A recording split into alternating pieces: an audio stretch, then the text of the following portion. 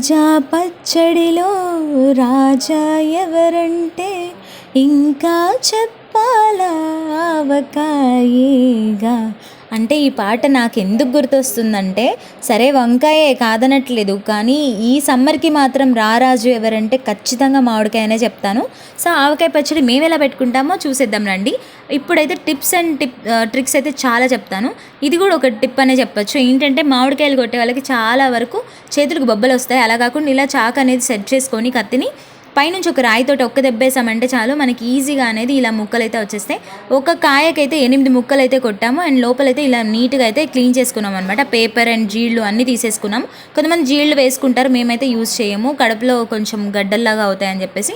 ఇవి పుల్లటి కాయలు అని చెప్పాను కదా, 10 కాయలకైతే ఇప్పుడు నేనైతే మీకోసం విత్ కొలతలు అయితే నేను చూపిస్తున్నాను. మేము 3 మ్యాంగోస్ కారం అయితే ఇక్కడ తీసుకున్నాము. 3 కప్పుల కారము, 3 కప్పుల ఉప్పు, 3 కప్పుల మంచిగా ఇంట్లోనే ప్రిపేర్ చేసుకున్న ఆవపిండి అయితే మేము యూజ్ చేస్తున్నాం అనమాట ఈ పచ్చడి కోసం అయితే. సో ఉప్పు కూడా కొట్టించిన ఉప్పు వాడామనుకోండి, డే 1లో ఎంత ఎర్రగా ఉందో పచ్చడి, ఎంత ఘాటుగా ఉందో డే ఎండ్ కూడా అలాగే ఉంటుందన్నమాట. సో అందుకని చెప్పేసి ఇది కూడా ఒక చిన్న టిప్పే అనుకోవచ్చు.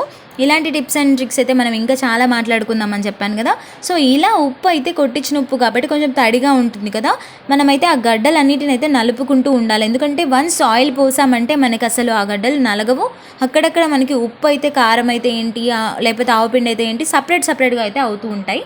సో అందుకని చెప్పేసి ఇలా నలుపుకొని నీట్గా అయితే ప్రిపేర్ చేసుకోవాలి. ఆవపిండికి వస్తే కనుక మేమైతే బయట నుంచి తీసుకొచ్చిన ఆవపిండి మాకు ఎందుకో కనరెక్కుతుంది అనిపిస్తుంది, అంటే చేదుగా ఉందనిపిస్తుంది. సో అందుకని చెప్పేసి మా అమ్మ అయితే ఇంట్లోనే ప్రిపేర్ చేస్తారనమాట. 3 గ్లాసులు అని చెప్పాను కదా, 2 గ్లాసులు అయితే సాఫ్ట్గా ఇలా పౌడర్ లాగా, 1 గ్లాస్ అయితే కొంచెం బరకగా పడతారు. ఎందుకంటే మధ్య మధ్యలో తగులుతూ ఉంటే పచ్చళ్ళలో మనకి ఆ ఆవాలు అనేవి కూడా చాలా మంచిగా ఉంటాయి, ఘాటుగా కూడా ఉంటాయి అన్నమాట. సో అగైన్ ఇది కూడా మీ చాయిస్. మేము 3 తీసుకున్నాం, కానీ మీరు 2 కావాలంటే 2 తీసుకోవచ్చు అనమాట ఈ ఆవపిండి అనేది.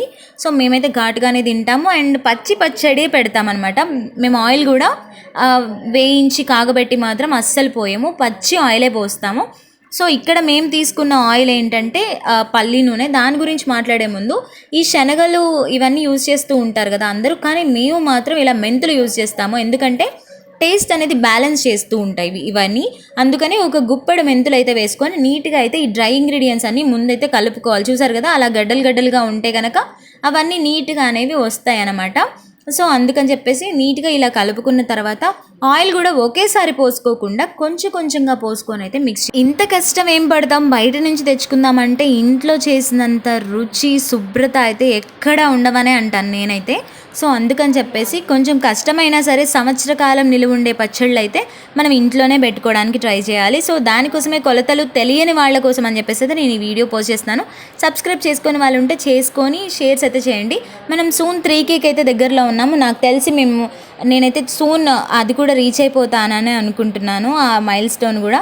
సో ఇప్పుడైతే ఆయిల్ చూసారు కదా, కొంచెం బ్యాచెస్గా పోస్తూ అయితే ఇలా మంచిగా అయితే వాయిడ్స్ లేకుండా నీట్గా అయితే కలుపుకోవాలి. సో ఇలా మేమైతే పల్లీల నూనె వాడుతున్నామని చెప్పాను కదా, విజయ బ్రాండ్ నుంచి అయితే వాడుతున్నాము. కమ్మగా ఉండడానికి పచ్చడి అన్నీ ఘాటుగా ఉన్నాయి కాబట్టి నువ్వుల నూనె వాడుకున్నాం అనుకోండి ఇంకా చాలా ఘాటుగా ఉంటుంది, వేడి చేస్తుంది అనమాట.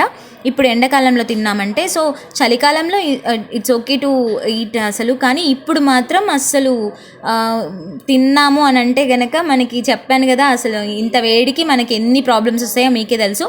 ఆరంగా అయితే మజ్జిగ తాగుతూ ఉండాలి. సో ఇలా ముక్కలు కూడా బ్యాచెస్ రూపంలో అయితే మనం యాడ్ చేసుకుంటూ చక్కగా తీసేసి పక్కకైతే వేసుకోవాలి. అప్పుడు మనకి ముక్కలే ఉన్నాయి, కారం ఎక్కువగా లేదు అన్నది ఉండదన్నమాట. సో దీన్ని 3 రోజులు అయితే మేము పక్కన వదిలేస్తాము. అప్పుడు ఏంటంటే ఊట అనేది మనకి తేలి ఆయిల్ అంతా అయితే పర్ఫెక్ట్గా అయితే సెట్ అవుతుంది. సో ఇదైతే కొలతలు మా అమ్మమ్మ కాలం నుంచి అయితే మేము ఇదే చూస్తున్నాము. సో అదే కొలత అయితే ఇప్పుడు ఫాలో అవుతున్నాం అనమాట. సో ఈ నీలాలు పెట్టామని చెప్పాను కదా, కాయలు మరి ఏ కాయలైనా సరే పులుపుని బట్టి కారం వేసుకోవాలి, మీరు ఎంత తింటారో అంత. పచ్చడి అయితే ఇలాగే ఎర్రగా ఉండాలంటే కనుక బాక్స్లోకి తీసేసిన తర్వాత 3వ రోజు మంచిగా ఫ్రిడ్జ్లో పెట్టేసుకొని సెట్ చేసేసుకోవాలి. సో అప్పుడైతే ఎర్రగానే ఉంటుంది పచ్చడి, అదే ఘాటుగా కూడా ఉంటుందన్నమాట. సో ఇప్పుడైతే మనం టేస్ట్ చేసుకొని ఏమైనా పట్టే ఉంటే కనుక ఇప్పుడే వేసుకోవాలి, ఆర్ 3వ రోజు కలిపేటప్పుడు కూడా మనం వేసుకోవచ్చు ఏమైనా ఇంగ్రీడియంట్స్ కావాలంటే. సో ఇప్పుడైతే ఈ పచ్చడి అయిపోయింది. ఇంకొక అర లీటర్ ఆయిల్ అయితే పోసేసుకొని మంచిగా సెట్ చేసేసుకొని దానిపైన ఒక క్లాత్ కట్టేసి ఆ దేవుడి రూమ్లో పెట్టేసుకున్నామంటే 3 రోజుల తర్వాత అయితే మళ్ళీ కలిపేసేసుకొని డబ్బాకి ఎత్తేసుకోవడమే అనమాట.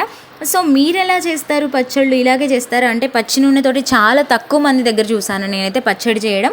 ఇదైతే ఆంధ్ర స్పెషల్ అనే చెప్తాను నేను.